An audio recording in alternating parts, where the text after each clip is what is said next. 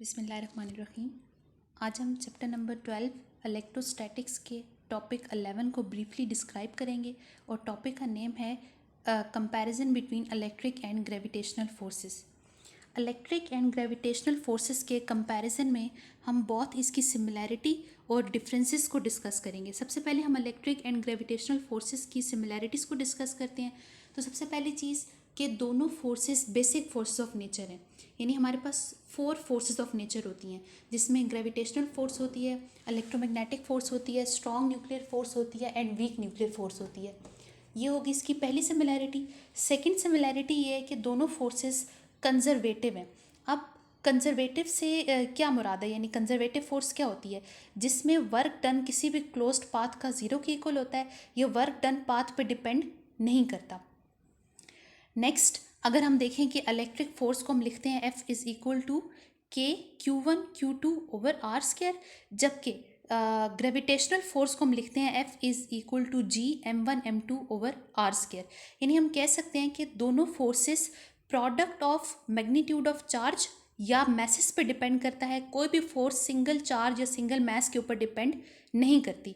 दोनों forces inverse square law को ओबे करती है। Both forces very inversely with the square of the distance between two charges और द टू मैसेस।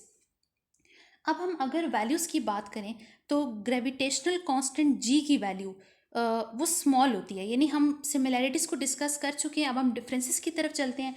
तो डिफरेंसेस में सबसे पहली चीज़ ये है कि जी की वैल्यू होती है 6.63 इंटू 10⁻⁻11 न्यूटन मीटर स्क्वायर पर किलोग्राम स्क्वायर, वाइल के की वैल्यू होती है 9 इंटू 10⁻9 न्यूटन मीटर स्क्वायर पर कूलम स्क्वायर। तो इन वैल्यूज़ से ही पता चलता है कि जो वैल्यू होती है ग्रेविटेशनल कांस्टेंट जी की वो बहुत स्मॉल होती है as compare to electrical constant के।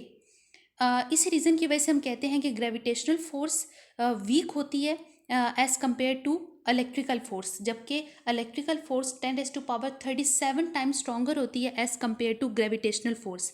सिमिलैरिटी में एक और पॉइंट है कि दोनों ही लॉन्ग रेंज फोर्सेस हैं, लॉन्ग रेंज फोर्सेस हैं। उसके बाद हम डिफरेंसेस की तरफ दोबारा से आते हैं तो हम देखते हैं कि आपकी जो इलेक्ट्रोस्टैटिक फोर्स है वो अट्रैक्टिव भी हो सकती है और रिपल्सिव भी हो सकती है, जबकि ग्रेविटेशनल फोर्स सिर्फ और सिर्फ अट्रैक्टिव होती है।